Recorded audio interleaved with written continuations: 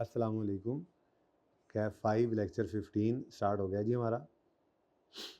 अच्छा जी, तकरीबन 1 बजे तक क्लास करेंगे आज। 1 बजे फिर जुमा पढ़ने मैंने जाना है, तो 1.5 घंटा तकरीबन है क्लास, जिसके अंदर इंशाल्लाह हम ये वाला सवाल तो कर ही लेंगे और एप्पल वाला सवाल भी हम उम्मीद है कर लेंगे। कंप्लीट ना भी हुआ, हो ही जाएगा इंशाल्लाह, ठीक है। तो ना भी हुआ तो आप कर सकेंगे। बहरहाल ये मैं अभी ऐलान कर रहा हूँ कि अब मेरे पास और कुछ भी नहीं बचा जिसको मैं ईद के बाद वाले जुमे पे कुछ कर सकूँ। पुराने में से एक रीसेंट टाइम का सवाल जो बचा, मैंने आपको बताया रीसेंट टाइम मैंने डिस्कस नहीं करनी होती, तो अब जो बचा है वो फिर नया टॉपिक ही है। तो जुमे वाले दिन इंशाल्लाह मैं IAS 21 स्टार्ट कर दूंगा, फॉरेन करेंसी का जो स्टैंडर्ड है। इंपॉर्टेंट है, अक्सर जगहों पे यूज़ भी होता है और इस दफ़ा उसका अपना सवाल भी आ सकता है किसी के साथ मिक्स होकर। सो प्लीज़ इसको थोड़ा सा देख लीजिएगा। अब मैं इससे ज़्यादा नहीं स्ट्रेच कर सकता, ये देख लें। अब आज का दिन जो है, ये सवाल मैंने आगे चल के ऐसे किसी वक्त कराने थे जो मैं अभी करवा रहा हूँ, तो आज का दिन ही मैं आपको दे सकता था, जो मैंने गुंजाइश दे दी, ठीक है। नया टॉपिक शुरू ना, बाकी गुंजाइश नहीं है। बाकी तो ये बहुत इंपॉर्टेंट क्वेश्चन है, one of the most important question. Requirement पढ़ो ना, नोट बनाना है इंटेंजिबल पे भी, और वो जो FAR 1 में पढ़ के आते हैं FAR 2 में टेस्ट किया उसने। ये नहीं कि पुरानी बात है, ये अभी अभी, क्योंकि आई कैप कहता है 10 नंबर तक का मैं पिछले पढ़े हुए में से टेस्ट कर सकता हूँ, तो कर लिया तो ठीक।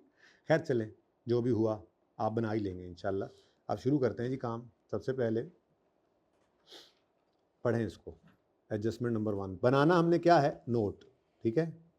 और पहले वर्किंग कर लेते हैं, उसके बाद फिर नोट भी बनता रहेगा जी। पढ़ें, एडजस्टमेंट पढ़ें। पेज नंबर क्या है जी, बताएं ज़रा पेज नंबर। मैं ज़रा मिटा रहा हूँ इस वक्त। पेज नंबर क्या है जी इस पास पेपर का? 270। पेज नंबर 270 पर तशरीफ़ ले आइए।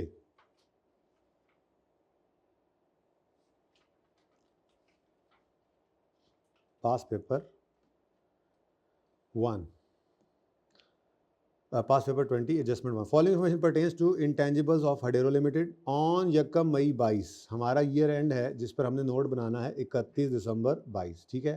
तो यकम मई 22 पर HL acquired an 8 year licence at a cost of 174 million. तो ये एक्वायर्ड लाइसेंस है इंटेंजिबल, 174 मिलियन पे रिकॉर्ड होगा। HL plans to use the licence for 6 years. ये इसकी क्या आ गई जी, यूजफुल लाइफ आ गई।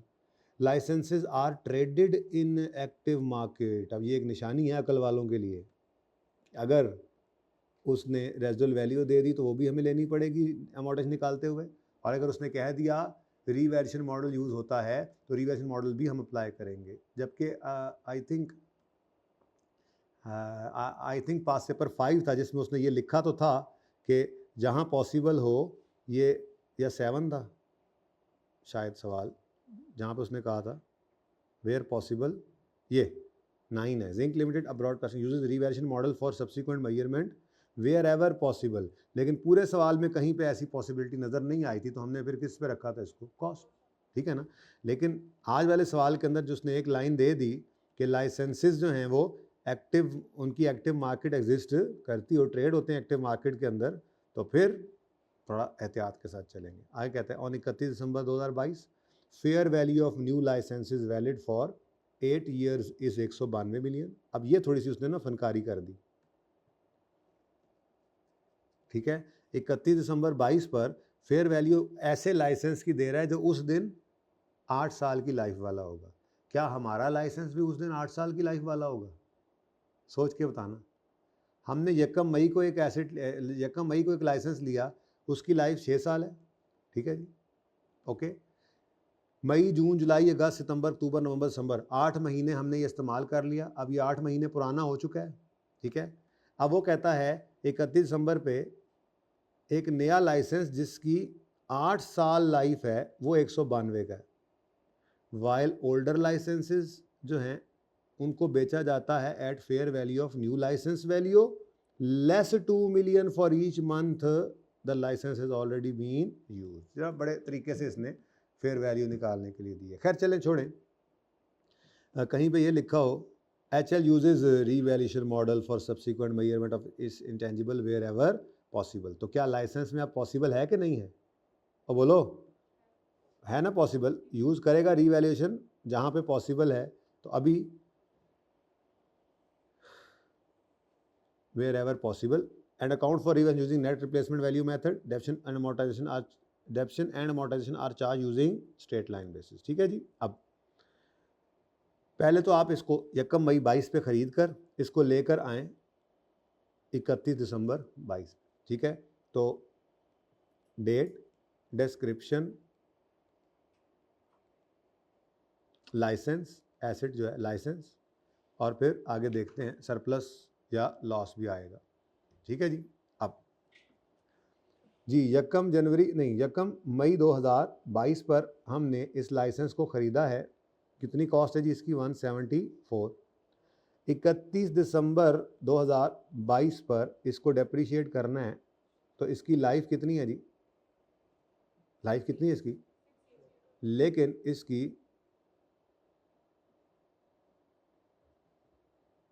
एक मिनट हम कहाँ खड़े हैं? एक मिनट ज़रा रुकना। हाँ 22 में ही है। ठीक है। अच्छा अब देखो, residual value at the end of useful life is 48 million. अब रेजिडुअल वैल्यू को भी हमने टिक करना है और रीवैल्यूएशन मॉडल भी हमने टिक करना है, यानी दोनों टिक हो गए हैं सिर्फ एक लाइन के आने की वजह से। वो लाइन कौन सी है? ये कितने गई? Licences are traded in an active market. इस वजह से रीवैल्यूएशन मॉडल भी अप्लाई हो गया और रेजिडुअल वैल्यू भी हमने अब ले लेनी है। ठीक है। रेजिडुअल वैल्यू में तो दो ऑप्शन है ना, या तो एक्टिव मार्केट हो या फिर थर्ड पार्टी कमिटमेंट हो। तो यहाँ पे तो एक्टिव मार्केट आ गई है। ठीक है। लेकिन रीवैल्यूएशन मॉडल के लिए ज़रूरी क्या है? एक्टिव मार्केट कम तो है। ठीक है। खैर 174 माइनस 48 किया आपने, डिवाइड किया आपने इसको 6 के साथ, ये आ गई 1 साल की डेप्रिसिएशन। अब कितने महीने आपने इस्तेमाल किया इसको? 8/12 करें, आंसर बताएं। 14 ओके। नहीं जी, बुक वैल्यू कितनी आ गई? 160। ये बुक वैल्यू आपकी 31 दिसंबर 2022 की है। ठीक है। इस दिन आप क्या किया करते थे? आप रीवैल्यूएशन में कुछ याद है? एक लाइन खाली छोड़ते थे और रीवैल्यूड अमाउंट लिख लिया करते थे। करेंगे इंशाल्लाह और अच्छे तरीके से इसको रिवाइज। अब क्या करें, सवाल आ गया बीच में, छुट्टियां आ गई थी तो मैंने कहा कर देते हैं। IAS 12 में जाना है ना जब हमने, तो उस वक्त रीवैल्यूएशन को टिका के रिवाइज करना है FR 1 वाली। लेकिन इतनी भूली हुई भी नहीं है कि आपको बिल्कुल ही ये बात याद ना हो, सादा बात है। बस इंटेंजिबल आ गया ऊपर, एसेट जो है टेंजिबल होता था बस। तो रीवैल्यूड अमाउंट जो है, बस इसको ज़रा निकालने का तरीका थोड़ा सा टेक्निकल है। कहता है लाइसेंसेस, ठीक है वो वैलिड 8 साल वाले होंगे, 192 के होंगे, लेकिन हमें इससे कोई लेना देना नहीं है। हमारा ये 192 रेलेवेंट है, लेकिन कैसे? वो कहता है ओल्डर लाइसेंसेस को बेचा जाता है फेयर वैल्यू ऑफ नए लाइसेंसेस। आजकल लाइसेंस जो आ रहे हैं 8 साल वाले हैं, ओके, और 192 के हैं इस वक्त। लेकिन अगर पुराने को बेचना है तो वो कहता है कि 192 में से माइनस करो 2 million for each month the licence has already been used. मतलब 192 में से आपने 2 मिलियन इंटू 8 करना है, यानी 16। तो क्या आंसर आता है? 176 आ गया। और ये आपके पास गेन कितना आ रहा है? रीवैल्यू सरप्लस कितना आ गया? 16 रुपीज़ का रीवैल्यूएशन सरप्लस आ गया। और ये आपका अगला कॉलम बन जाया करता था, ऐसे ही है, रीवैल्यूएशन सरप्लस। ठीक है जी। और जी उसके बाद अब मज़ीद क्या करें? इसको अमोर्टाइज़ करें मज़ीद इसको। जी ईयर एंड था भाई, अमोर्टाइज़ करके यहाँ तक लाए थे। बस कहानी अब यहाँ पे क्या हो जाएगी हमारी ख़त्म। जी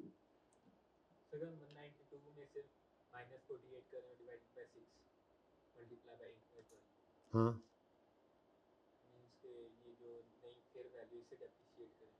नहीं नई फेयर वैल्यू को नहीं, वो तो रिप्लेसमेंट कॉस्ट होती है जो आप कहना चाह रहे हैं ना। आप शायद रिप्लेसमेंट कॉस्ट निकालना चाह रहे हैं। ईयर एंड के ऊपर एसेट की करंट वैल्यू डिफरेंट किस्म की निकल सकती हैं, जिनमें एक फेयर वैल्यू है, एक वैल्यू इन यूज़ है। ये भी तो क्या होती है? इस दिन एसेट की वैल्यू कैसे निकाली आपने? इस दिन की वैल्यू कैसे निकाली? फ्यूचर के कैश फ्लोज को आज डिस्काउंट करके। एक ये भी वैल्यू है, ये भी करंट वैल्यू कहलाती है ईयर एंड पे। एक फेयर वैल्यू हो गई, एक प्रेजेंट वैल्यू हो गई, एक आप कह रहे हैं नेट रिप्लेसमेंट कॉस्ट हो गई। ठीक है। तो ये डिफरेंट तरह के आप फ्रेमवर्क में पढ़ के आते हैं कि करंट वैल्यू ये तीनों तरह की हो सकती हैं। आप फेयर वैल्यू निकाल लें, आप वैल्यू इन यूज़ निकाल लें, या आप रिप्लेसमेंट कॉस्ट निकाल लें। ये 3 डिफरेंट तरीके से सोचने की बात है अपने एसेट को ईयर एंड पे। लेकिन बात इस वक्त ये हो रही है कि IAS 16 या IAS 38 कौन सी वैल्यू ईयर एंड के ऊपर कहते हैं कि हमने उस पर लेके जाना है? क्या वैल्यू इन यूज़ पे कहते हैं?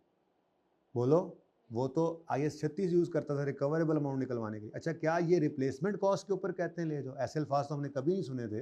ये किस पे वैल्यू करवाता है रिवैल्यूएशन मॉडल? फेयर वैल्यू पे। किस पे? फेयर वैल्यू पे। तो फेयर वैल्यू कैसे निकलती है ये उसने यहाँ पे बताया कि while older licenses sell at fair value of new license value less 2 million of each month, ये यूज हो गया तो इस तरह से निकलनी। ठीक है, बात समझ आई? फर्क समझ आया? फेयर वैल्यू यूज करनी है। स्टैंडर्ड ने फेयर वैल्यू का लफ्ज इस्तेमाल किया है, वैल्यू इन यूज या रिप्लेसमेंट कॉस्ट का लफ्ज इस्तेमाल नहीं किया। Got it? और सही है, चलो। अच्छा जी, अब बनाना क्या था हमने? नोट बनाना था जी।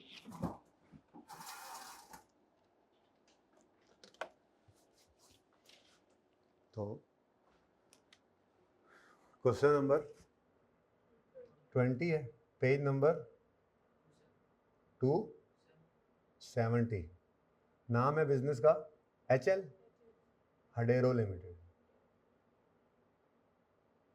अब ये नाम ऊपर लिखना चाहिए था लेकिन मैंने जरा जगह बचा ली। ठीक है, अब हम क्या बना रहे हैं जी? नोट्स टू द, ये भी यहीं पे लिख देता हूँ, notes to the financial statements. और उसके बाद यहाँ पे कोई नोट का नंबर दे दें जी, नोट नंबर 5 लेट से। और इस नोट का नाम क्या है जी? इनटेंजिबल्स। ठीक है, इंटेंजिबल्स का नोट पहले बना लें, करेक्शन ऑफ एरर का भी बना लेते हैं। ठीक है, अब इंटेंजिबल्स का नोट है, इसमें ग्रॉस कैरिंग अमाउंट आएगी, पूरा लिखना है आपने पर्चे में, ओपनिंग बैलेंस, फिर एडिशन। अब इंटेंजिबल का नोट है तो क्या सिखाया हुआ है? एडिशन को आपने तोड़कर लिखना है, इंटरनली जनरेटेड और एक्वायर्ड या परचेज।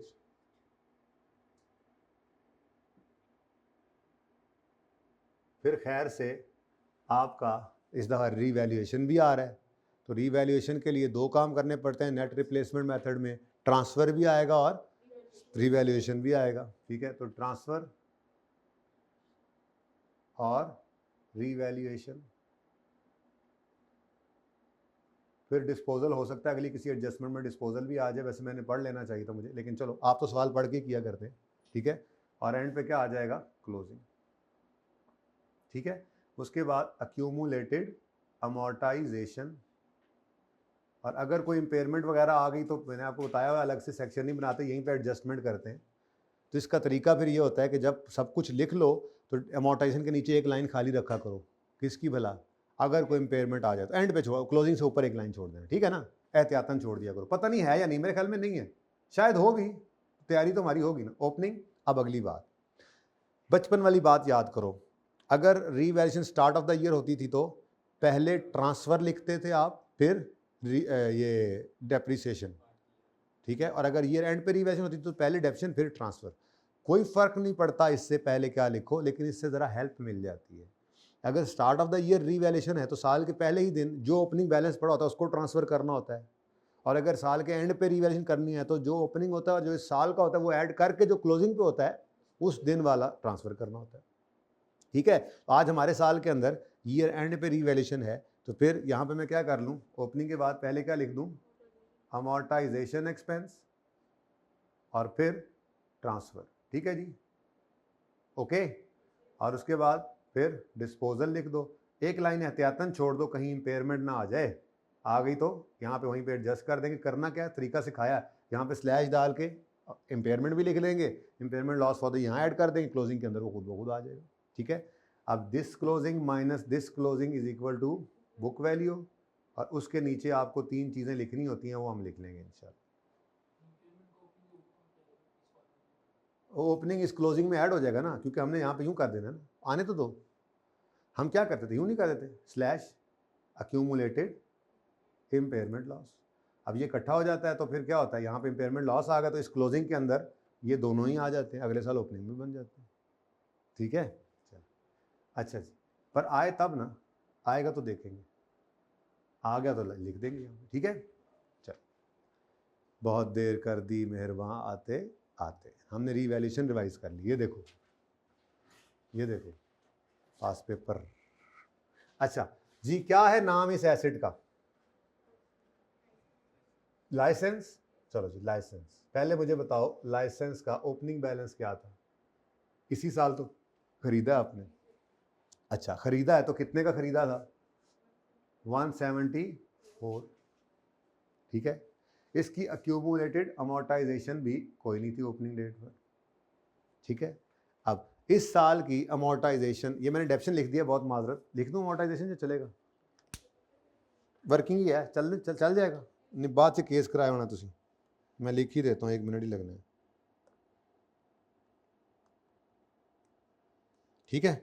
अमोर्टाइजेशन एक्सपेंस 14 रुपीज़ का आ गया। Amortisation debit, accumulated amortisation credit, ये 14 आ गया। अब आपका ईयर एंड आ गया, और ईयर एंड के ऊपर अब आपने ट्रांसफ़र करना है अक्यूमुलेटेड एप्शन को या अमोर्टाइजेशन को एसेट अकाउंट में, ताकि वो बुक वैल्यू पे आ जाए। याद आ रहा है? FAR1 याद है? FAR1 अजाब है? नहीं, नेमत है। ठीक है। चलिए अब 14 रुपीज़ ट्रांसफ़र करो, अक्यूमुलेटेड अमोर्टाइजेशन डेबिट और एसेट क्रेडिट। ठीक हो गया। और उसके बाद ये एसेट डेबिट सरप्लस इन OCI क्रेडिट, तो कितने से? 16 से 16 से आ गया। ठीक है जी। और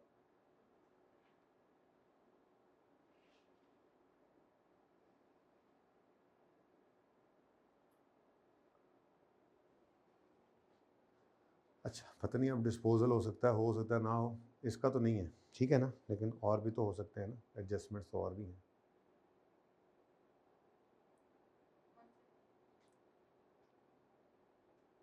अच्छा जी, अब रीवैल्यूएशन हो गई जी, एसेट डेबिट हो गया, सरप्लस क्रेडिट हो गया, और कहानी ख़त्म। ठीक है, कहानी ख़त्म हो गई है। ये ईयर एंड आ गया इसका, इसको मज़ीद अब कुछ करने की ज़रूरत नहीं है। Licence is over. देख लो, एडजस्टमेंट यहाँ पे एंड हो गई है, रेजल वैल्यू भी आखिरी बात पे। ठीक है, कर लो इसको क्लोज। अब इसमें कोई चीज़ तो नहीं है। चलो, तो क्लोजिंग क्या आ गया जी? बिल्कुल सही है, यही होना चाहिए था, सवाल सही जा रहा है। डिस्पोजल कोई नहीं है, तो क्लोजिंग क्या आ गया? क्यों क्यों क्यों? ईयर एंड रीवैल्यूएशन पर अक्यूमुलेटेड डेप्शन का बैलेंस जीरो आता है, क्योंकि जो डेप्शन पड़ी होती है वो तो ट्रांसफ़र हो चुकी होती है। तो 176 में से ज़ीरो माइनस किया तो आपकी बुक वैल्यू क्या आ गई जी? 176 ही। ठीक है। अब यहाँ पे आपने वो 2-3 बातें लिख देनी है कि ये जी रीवैल्यूएशन मॉडल है, स्ट्रेट लाइन मेथड है, और 6 ईयर्स। ये जगह भी नहीं बची, अब क्या करूँ? थोड़ा और स्मार्टली लिखते हैं इसको, थोड़ा और ऊपर ले जाते हैं।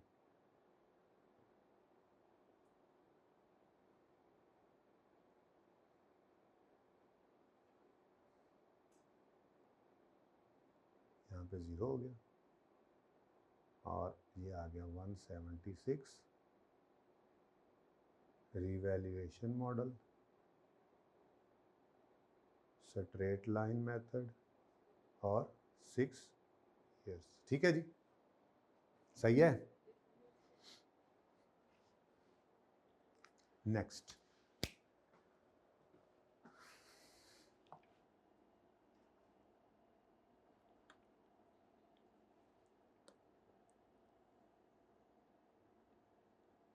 अगली एडजस्टमेंट को रिहा करवाएं।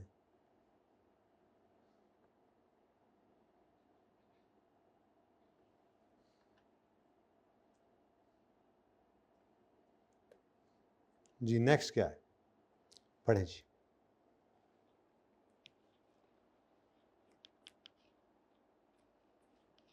ऑन 1 जुलाई 2022 HL acquired operation management software,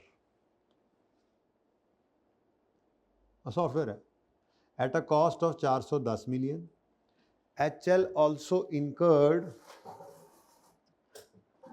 cost of 20 million for consulting charges to select and evaluate the appropriate software in alignment with HL's need.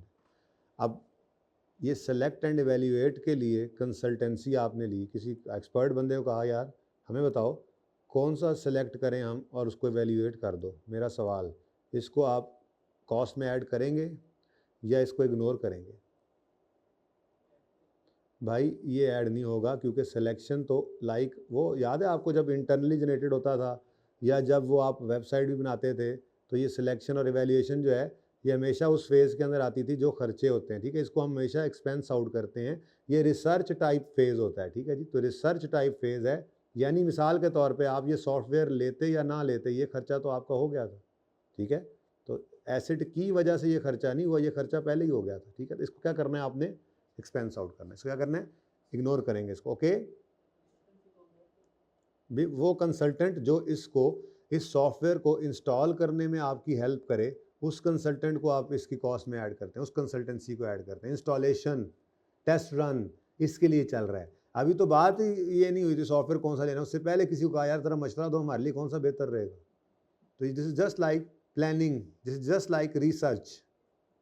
इसको एक्सपेंस आउट करेंगे, डायरेक्टली एट्रीब्यूट नहीं। आपने एसिडी कॉस्ट में, purchase ACD cost में क्या लेना होता है, उसकी परचेज प्राइस और डायरेक्टली एट्रीब्यूटेबल कॉस्ट, जो कि मतलब क्या होता है, मैनेजमेंट की इंटेंडेड कंडीशन लोकेशन में लाने तक के लिए उस पर लगे।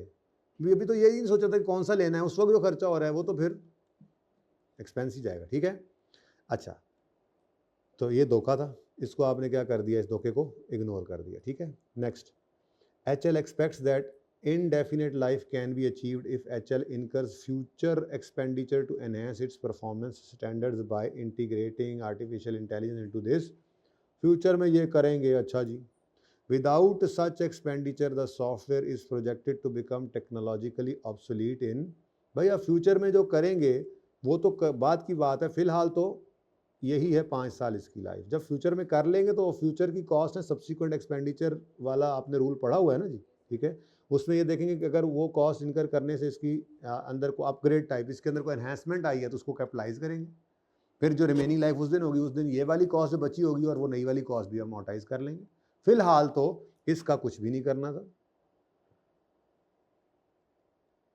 ये नहीं है, ठीक है, ये रेलेवेंट नहीं है, क्योंकि ये तो क्या कह रहा है, इनडेफिनिट लाइफ कब अचीव होगी, जब इनकर करेंगे फ्यूचर एक्सपेंस। भाई फ्यूचर एक्सपेंस को तो आप एसिडी कॉस्ट में कभी भी ऐड नहीं करते, कभी भी ऐड नहीं करते, ठीक है। और सही है, अच्छा। तो उसके बगैर इस वक्त ये 5 साल की लाइफ नज़र आ रही है इसकी, तो बस ठीक है, इसकी यही लाइफ है। अब ये तो हो गया आपका जो सॉफ्टवेयर आपने लिया है 410 का, ठीक है। इसकी लाइफ 5 साल होगी, ये 1 जुलाई को लिया है तो इसको 6/12 करोगे, अमोर्टाइज भी हो जाएगा, ऐसे ही है, okay. After the acquisition of new software, existing software would henceforth serve limited purpose. The existing, अच्छा पहले से भी को पढ़ा है, पता डेटा है कोई नहीं, चलो है। The existing software was acquired for 240 million opening cost, क्योंकि ये 31 दिसंबर के ऊपर वो कह रहा है was acquired for 240 and as on 31 December 126 had been amortise. ये इसकी क्या है जी, ओपनिंग अक्यूमुलेटेड, ओपनिंग अमोर्टाइजेशन भी आ गई और ओपनिंग कॉस्ट भी आ गई, based on useful life of, ये पुराने की लाइफ भी आ गई। अब ये कोई एक्सचेंज की ट्रांजैक्शन नहीं है, रिप्लेसमेंट है। ये क्या है, देखते हैं कितना अरसा, देखो ना, आपने 1 जुलाई को एक्वायर कर लिया है नया सॉफ्टवेयर, ऐसे ही है, 1 जुलाई को नया सॉफ्टवेयर एक्वायर हो गया है, ठीक है। जो एग्जिस्टिंग सॉफ्टवेयर है उसका लिमिटेड यूज़ हो जाएगा और एग्जिस्टिंग सॉफ्टवेयर वाज एक्वायर्ड इतने based on useful life. On 31 December HL has estimated the value in use of existing software to be 58 million. अच्छा, यानी क्योंकि उसका लिमिटेड यूज़ हो गया है तो फिर उसको इम्पेयरमेंट टेस्ट से गुजारने का ये सोच रहे हैं। This valuation has been computed using cash flows projected over the revised remaining life of मतलब असल कहानी कुछ इस तरह से है। वैसे बाय द वे अभी पता नहीं इसकी ज़रूरत है या नहीं है, लेकिन अब अगर मैं अमोर्टाइजेशन की बात करूं तो ये जो 126 की अमोर्टाइजेशन निकल चुकी है, ये किस लाइफ की बेस पर है तो 240 को डिवाइड करो ज़रा, 10 से 24 आता है, बोलो, यानी 1 साल की अमोर्टाइजेशन कितनी है। इसका मतलब 126 को अगर आप 24 से डिवाइड करें तो पता लग जाएगा कितने साल गुजार चुका है ये एसेट, कितने, 126/24, मतलब 5 साल और 3 महीने पुराना हो गया। अब इस हिसाब से तो इसकी ज़िंदगी के अंदर अगर 10 साल लाइफ थी तो 4 साल और 9 महीने इसकी लाइफ बाकी थी। लेकिन चूंकि नया सॉफ्टवेयर आ गया तो अब इसका लिमिटेड यूज़ हो गया, शायद कुछ अर्सा चला रहे हैं, और लाइफ भी कितनी हो गई, 2 साल। अब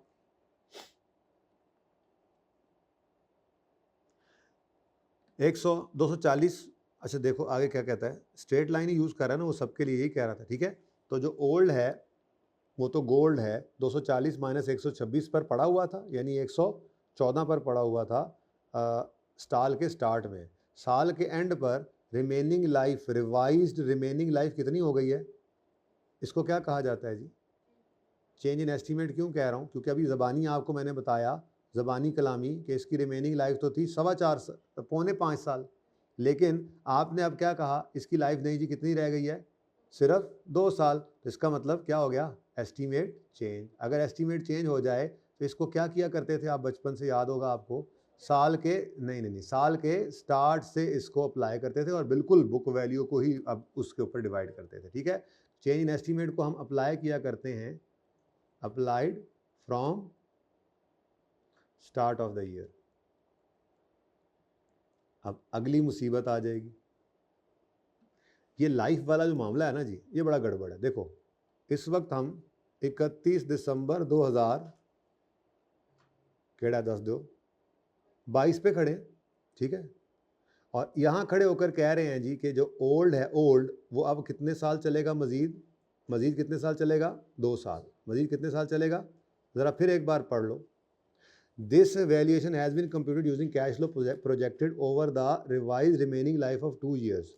और ये किस दिन किया है, ऑन 31 दिसंबर 22, यानी 31 दिसंबर 22 पर रिमेनिंग लाइफ कितनी है, 2 साल। इस दिन खड़े होकर रिमेनिंग लाइफ कितनी है, 2 साल। लेकिन अगर हमने इस एस्टीमेट चेंज को उठाकर साल के शुरू से अप्लाई करना है तो फिर इस दिन खड़े होकर रिमेनिंग लाइफ कितनी बनती है, 3 ईयर्स। ये लाइफ बड़ा ही गड़बड़ मामला है, ठीक है। तो क्या करोगे आप, रिमेनिंग लाइफ क्या बन जाएगी आपकी, यहाँ पर खड़े होकर रिमेनिंग लाइफ कितनी बन जाएगी, +1 करोगे। ये वाला रिवर्स बैक कर रहे हो ना, यहाँ पे खड़े होकर ये कितनी रिमेनिंग लाइफ है, यानी इस दिन खड़े होकर अगर ओल्ड एसेट की लाइफ 2 साल है तो फिर अगर इसको साल के पहले दिन ले आएंगे तो इसकी लाइफ फिर कितनी है। नहीं समझ आती ये बात, ये मुश्किल पॉइंट है, ये इजी सवाल नहीं था। जिन्होंने आज छुट्टी की है ना समझ के कि ये कोई ऐसे खाना पूरी होगी, ये सबसे इंपॉर्टेंट क्वेश्चन ये है, समझा जाए तो। समझ आया ये वैसे, ड्यूरिंग कहता तो फिर 2 साल के स्टार्ट में भी 2 ही रहता। ये एक्सेप्शन सिर्फ तभी है जब 31 दिसंबर पे खड़े होकर कहे कि रिमेनिंग लाइफ 2 साल। अगर वो यूं कह देता on 1 January 22 remaining life is 2 years, तो फिर हम क्या लेते, 2 ईयर्स। रिमेनिंग लाइफ क्या लेते हम, 2 ईयर्स ही लेते, ठीक है। अच्छा अगर वो यूं कहता ड्यूरिंग 22 एस्टीमेट चेंज हो गया और रिमेनिंग लाइफ इज 2 ईयर्स, तो इसको अप्लाई तो 1 जनवरी 22 से ही करते, लेकिन रिमेनिंग लाइफ कितनी लेते, 2 years. The only exceptional case क्या है, ऑन 31 दिसंबर 22। और ये भी सिर्फ क्या है, ये रिमेनिंग लाइफ एक ऐसी चीज है जिसमें ये गड़बड़ होती है।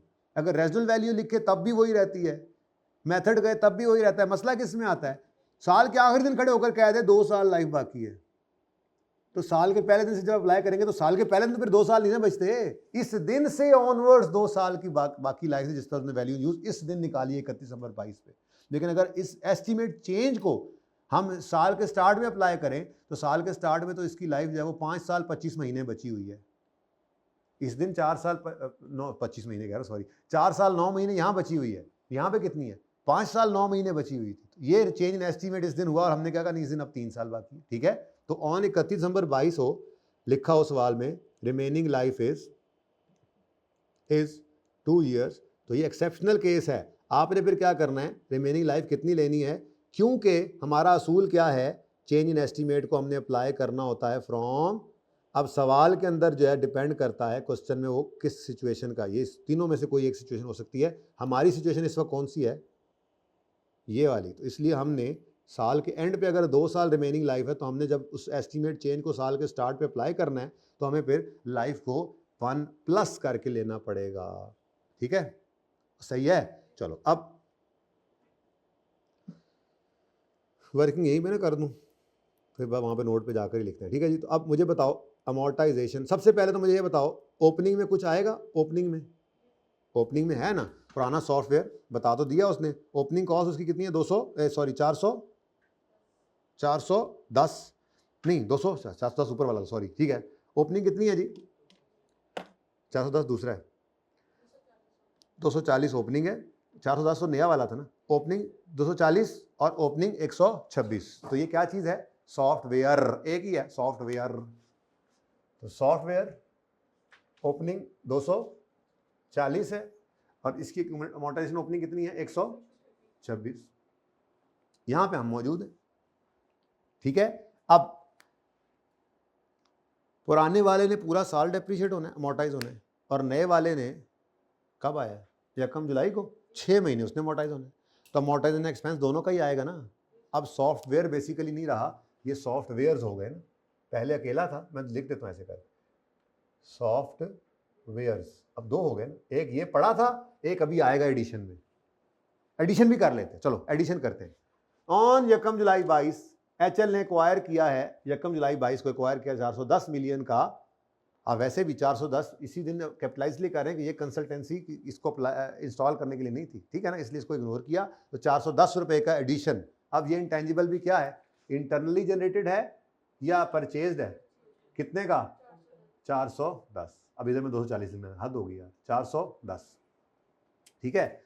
अब इसमें तो कोई एडिशन भी नहीं है, कोई ट्रांसफर भी नहीं है, कोई डिस्पोजल भी नहीं है, ठीक है। तो ये सारे के सारे आपके सॉफ्टवेयर आ गए, कितने टोटल? 650। अब सिर्फ हमें क्या चाहिए? अमोर्टाइजेशन मिल जाए, हाँ, उसके बाद इंपेयरमेंट टेस्ट भी लगाना है, लेकिन ये कोई नहीं है, ठीक है।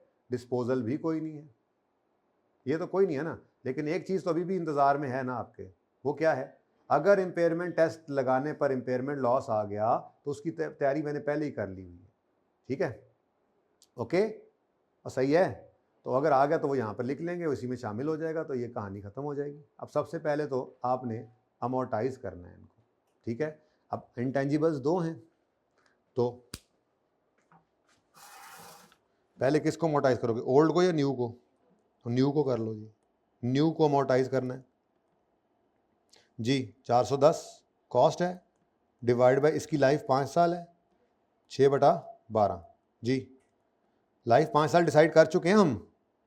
ये देखो, मैंने कहा था इंडेफिनिट को साइड पे रखो, वो तो जब एडिशनल सब्सिक्वेंटली जाके खर्चा करेंगे तब की बात है ना, अभी तो नहीं है ना। इसलिए वैसे कल कितने लोगों ने वादा किया था और आज सिर्फ 5 बच्चे आए, कोई गल नहीं, ये भी डेवो है, ये नहीं रुक दी जी। तो 5 साल लाइफ हमने यहाँ से उठा ली थी, ये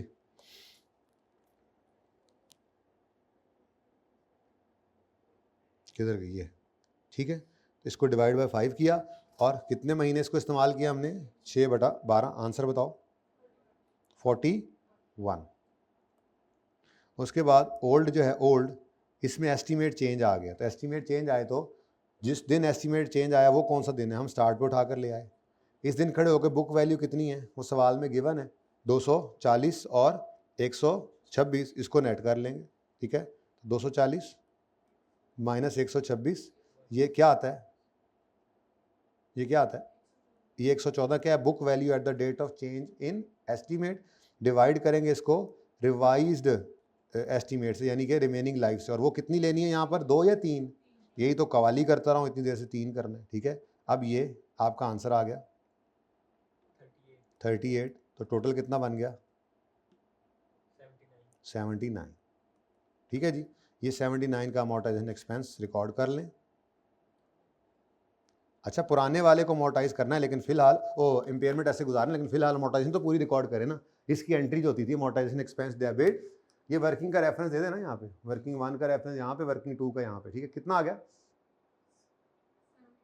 79। मैं दे ही देता हूँ रेफरेंस।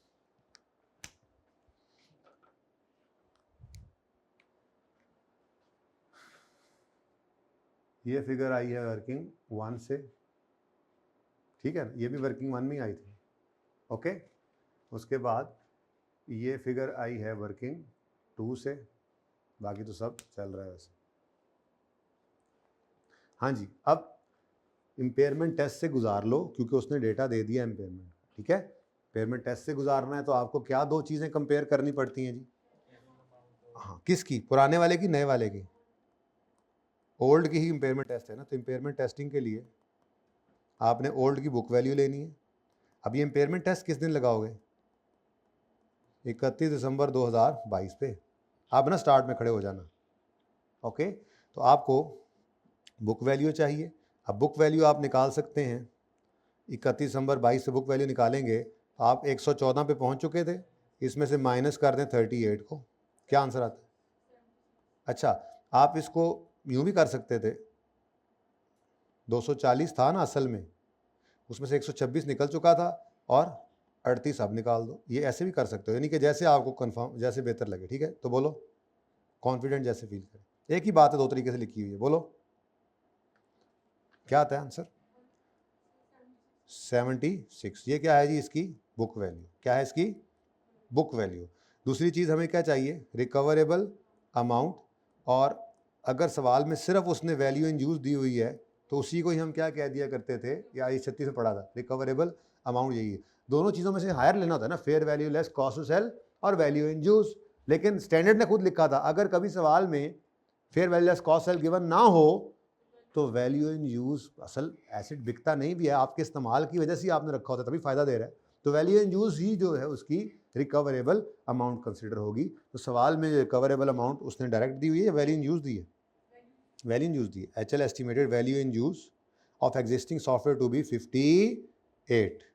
ओए होए, तो रिकवरेबल अमाउंट कितनी आ गई जी? अब आपका जो एसेट है वो 58 पर लिखना चाहिए, किताबों में पड़ा 76 पे है, ओवर स्टेटेड है। कितने से? ये 18 रुपये क्या है जी? इम्पेयरमेंट लॉस है। आप इसको रिकॉर्ड करें ताकि आपका एसेट जो है वो राइट डाउन होकर 58 पर आ जाए। अब चूंकि दो एसेट्स हैं तो ये नज़र नहीं आएगा 58, ये भी पड़ा होगा, लेकिन एंट्री करो, 18 की एंट्री बनेगी, impairment loss debit, accumulated impairment loss credit. तो यहाँ पर मैंने वो हो गया जिसका डर था, अक्यूमुलेटेड अमोर्टाइजेशन या अक्यूमुलेटेड इम्पेयरमेंट, दोनों ही यहाँ पर हम लिख लिया करते हैं, ठीक है। तो अब यहाँ पर बस जगह इसलिए छोड़ी थी, इम्पेयरमेंट लॉस भी यहाँ पे आ जाएगा। तो इम्पेयरमेंट लॉस P&L में डेबिट और उसको दूसरा इम्पैक्ट अक्यूमुलेटेड इम्पेयरमेंट लॉस यहाँ पर क्रेडिट, ठीक है। वर्किंग नंबर 3 ये इस तरह से भाई होगा। किसने पूछा था यहाँ से? समझ आ गई? अब ये इकट्ठा हो जाएगा, ये इस क्लोजिंग के अंदर अक्यूमुलेटेड अमोर्टाइजेशन भी पड़ी होगी और इम्पेयरमेंट भी पड़ी होगी, ठीक है। आंसर बताओ। 223, ठीक जी। और 650 में 223 निकालो, 427, ठीक है। इसमें कंफर्म बात है, पुराने वाले सॉफ्टवेयर 58 पे पड़ा है, ठीक है। चेक करना हो तो वैसे कर लेना। 410 में से आप 41 माइनस करो, कितना आता है? 410 में से 41 माइनस करें तो नए वाले की बुक वैल्यू आ जाएगी। 410 माइनस 41 करो, ये मैंने किया है। 410 नया एसेट की कॉस्ट है, माइनस 41, इसकी बुक वैल्यू क्या है? 360। इधर आकर जरा 427 में से 369 माइनस करो, 58 बचेगा। क्यों? कि पुराना एसेट 58 पे राइट डाउन करके ले आए हम इस एंट्री के बाद, ठीक है। तो कॉस्ट मॉडल यूज किया, स्ट्रेट लाइन मेथड यूज किया और लाइफ यूज किया जी हमने 3 साल भी और 5 साल भी ना, ये देखो। तो ये दोनों लिख दो, 3 to 5 ईयर्स, कोई मसला नहीं, यूँ लिखोगे 3 to 5 ईयर्स। सारा FAR1 ही रिवाइज करा दिया उसमें से, और तो और करेक्शन ऑफ एरर का नोट भी डाल दिया। खैर FAR1 की रिवैल्यूएशन को हम बहुत टिका के जो है ना रिवाइज करते हैं यहाँ पे, इधर FAR2 के अंदर, इसलिए काम नहीं करना आप।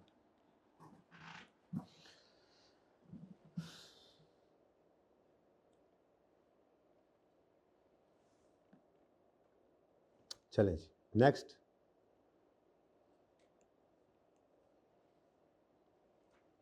Number 3, during the year 2022 it was, पता लगा that entire cost of 1050 incurred on product development has been recorded as intangible without considering following pertinent facts। अच्छा ये गलती बाद में देखेंगे, ठीक है ना, पहले हम वो कर लेते हैं जो होना चाहिए था, फिर गलती का इम्पैक्ट जो है वो बस रिवर्स ही करना होता है। तो वो नोट ना बनाना हो तो पीपीई के नोट पे तो वैसे ही नहीं आता, तो पहले जरा सीधा करके पढ़ते हैं, इसको एंड पे देखते हैं, ठीक है। ये मैं छुपा देता हूँ।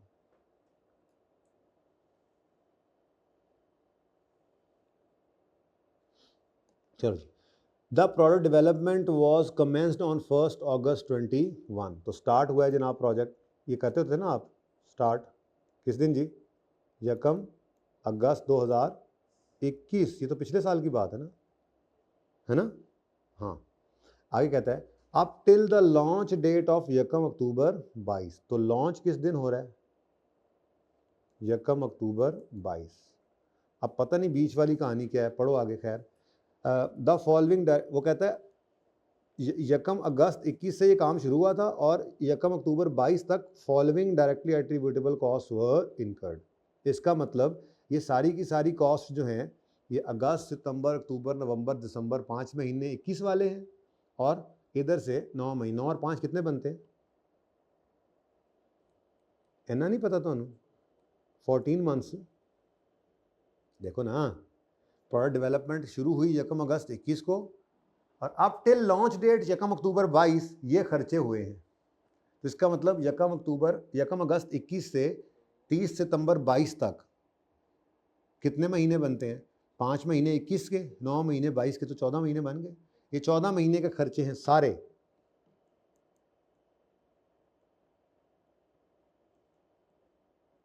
उसने ऊपर लिख दिया, ठीक है ना। हाँ, इक्विपमेंट तो पीपीई होता है ना, तो उसके अपने रूल्स हैं। अब ये हर बार ही ऐसी एडजस्टमेंट आ रही है, देख लो कितने सवाल कर चुके अब तो, पढ़ा हुआ वही आई जा रहा है, ठीक है। अच्छा, बीच में अब उसने आके अगली बात ये बताई, recording criteria for capitalisation of intelligent intangible was met on. तो रिकॉर्डिंग क्राइटेरिया किस दिन मेट हो रहा है जी, वाज मेट ऑन 1 फरवरी 2000। तो जी इधर आ गया हमारे पास रिकॉर्डिंग क्राइटेरिया, शुक्र है ये मिल गया, 1 फरवरी 2022। इसका मतलब ये हुआ अगस्त से दिसंबर तक 5 महीने और फिर ये 6 महीने, जो 1 फरवरी तक 6 महीने, यानी 31 दिसंबर तक 6 महीने, ये तो एक्सपेंस आउट होने हैं, ठीक है जी। और बाकी ये जो है वो 8 महीने जो बनते हैं ये क्या होंगे, कैपिटलाइज, ठीक है जी। टोटल वही 14 महीने थे, टोटल कितने महीने हैं जी, 14 मंथ्स। ये मैं आपको कह रहा था, ठीक है। All cost have been incurred evenly during the period except the equipment which was. ये पहले पढ़नी चाहिए लाइन, मैंने पहले ही 8 मंथ, खैर मैंने अभी कौन सा इनको बांटा ऐसे करके, तो बांटते हुए ज़रूरत पड़ती है। खैर all costs have been incurred evenly during the period except equipment which was purchased specifically for this product development on 1 September 21। the useful life of developed product is estimated at। अब ये एक थोड़ा सा मसला आ रहा है, तो चलो देखते हैं आगे चल के इसकी हाँ लाइफ गिवन है। यूजफुल लाइफ का मतलब यही है कि ये 5 साल तक फ़ायदा देगा, इसके लिया इसीलिए है, लेकिन इसकी लाइफ उन्होंने ये नहीं कहा कि बस ये इसकी लाइफ 30 सितंबर ख़त्म हो गई है, बल्कि कह रहे हैं इसकी यूजफुल लाइफ 5 साल है। मतलब लिया इसलिए था, लेकिन इस्तेमाल करके इस पर रख देंगे, फिर किसी और प्रोजेक्ट पे यूज़ कर लेंगे, फिर रख देंगे, फिर और पे, फिर और पे, फिर और पे, जैसे करते आए वैसे ही यहाँ पे भी करेंगे। इक्विपमेंट को कैपिटलाइज करेंगे और उसकी डेप्रिसिएशन को जो है वो आपने ऐड करना है इंटेंजिबल, ठीक है। अच्छा, बस कहानी ख़त्म हो गई। लो अब इधर से मुझे बताओ कि ये जो 150 है, बल्कि एक सारे के सारे 14 महीने के हैं यार, ज़िंदगी सुकून में ना ले आए, हर एक को अलग अलग करते रहेंगे। टोटल करो इनका 150 जमा, ये कैपिटलाइज हो सकते हैं इनमें से, जमा 160 जमा 320, टोटल कितना बना 600। ये 630 जो है ये 14 महीने का खर्चा है, इसमें से 8 महीने मेरे काम के हैं, इसमें से 8 महीने मेरे काम के हैं, कितना बनता है ये 360 जो है ना जी, ये मेरा इंटेंजिबल है, ठीक है। और इस इंटेंजिबल को मैं अमोर्टाइज करूंगा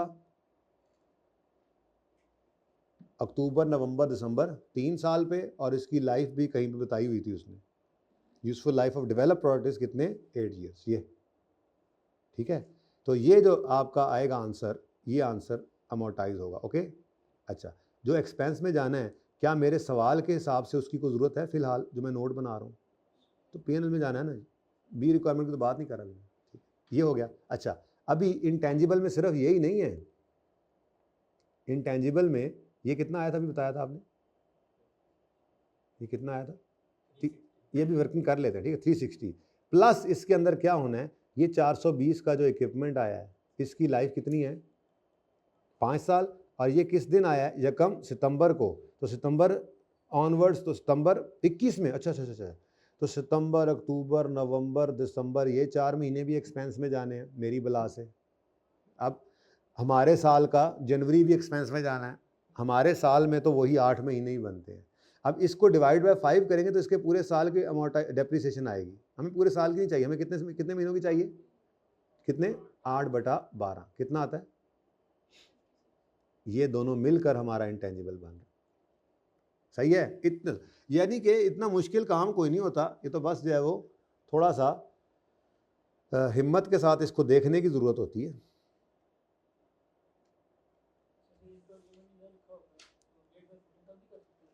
फिर खामोशी केस में अजम्पशन लेनी पड़ती है ये वाली, तो बिल्कुल ले लीजिएगा, और फिर हल भी तो कोई नहीं है। अभी तो वो बोल रहा है ना, हर सवाल में से बोलता है, खामोश कभी नहीं हुआ, आपको ये पूछना ही चाहिए था। खैर चलो, हो भी जाए तो क्या करेंगे, अजम्पशन ले लेंगे, उसको लिख देंगे कि I have assumed in the absence of any information, I have assumed कि सारे खर्चे जो हैं वो इवनली इनकर हुए हैं, ठीक है। चलो अच्छा जी, वर्किंग नंबर 4 पे काम पहुंच गया, और मुझे क्या चाहिए, कॉस्ट ऑफ इंटेंजिबल। वो तो मैंने वैसे ही वहाँ पे कर दिया था ना, प्रॉपर वर्किंग करनी है ना, वो तो ऐसे ही बस गपशप में काम चलता गया, हमने तो अपनी वर्किंग शो करनी है पर्चे में। तो कॉस्ट ऑफ इंटेंजिबल में आपकी कॉस्ट आई थी, ये हमने यूँ शो करना है, ये 630 कहीं पे नहीं लिखा हुआ सवाल के अंदर, ये यूँ लिखना है हमने, 150 प्लस 160 प्लस 320, ये जो टोटल, जो भी टोटल हुआ है इसको डिवाइड करना है हमने 14 से, यानी यूँ कर लेना, इंटू 8/14, आंसर इज 360, ये आपने खुद लिखवाया था, ठीक है। उसके बाद ये डेप्रीसिएशन ऑफ इक्विपमेंट है,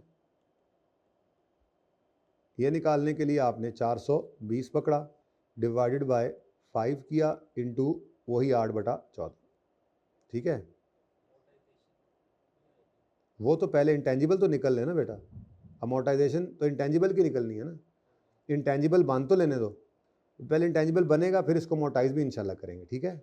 अभी मैं कैपिटलाइजेशन तो कर लूँ ज़रा जी, क्या आता है आंसर, अभी बताया था आपने 56 आ गया, तो आपका कितने पर रिकॉर्ड होगा इंटेंजिबल, 416 पे, वेरी गुड, 14, ये 8/12 करेंगे, सॉरी ये 8/12, ठीक है, सॉरी जी। अब ये 416 वर्किंग 4 से रेफर करो, ये क्या चीज़ है भला, ये क्या था, तो प्रोजेक्ट ही लिखा हुआ था मेरे ख्याल में, है ना, वो प्रोजेक्ट ही लिख दो आप भी, चलो प्रोजेक्ट या प्रोडक्ट, जो भी है लिख दो, प्रोजेक्ट या प्रोडक्ट। अब साल के शुरू में कुछ भी नहीं था, वो तो काम चल रहा था, लेकिन ये तो हमारे साल के पहले महीने में भी कैपिटलाइजेशन क्राइटेरिया मीट नहीं हुआ, दूसरे महीने के पहले दिन जाके हुआ, तो इंटेंजिबल यहाँ पे कोई नहीं था ओपनिंग में, ओके, ठीक है जी।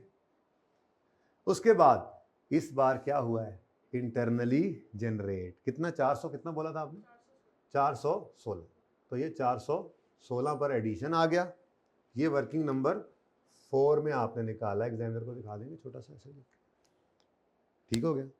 नेक्स्ट, परचेज्ड कोई नहीं,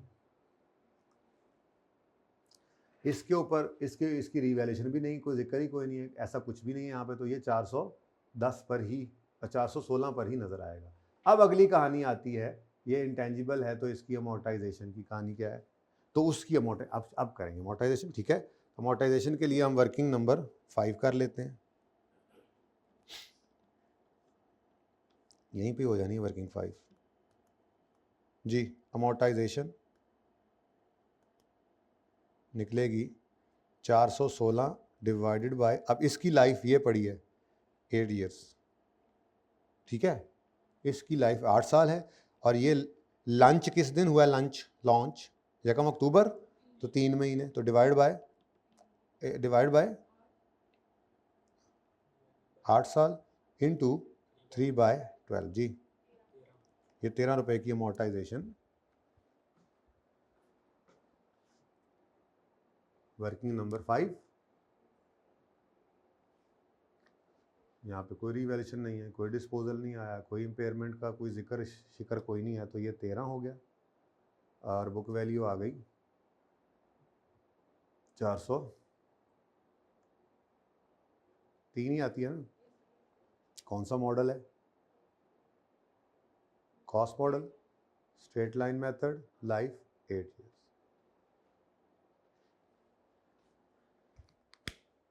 पार्ट 2 स्टार्ट कर दें।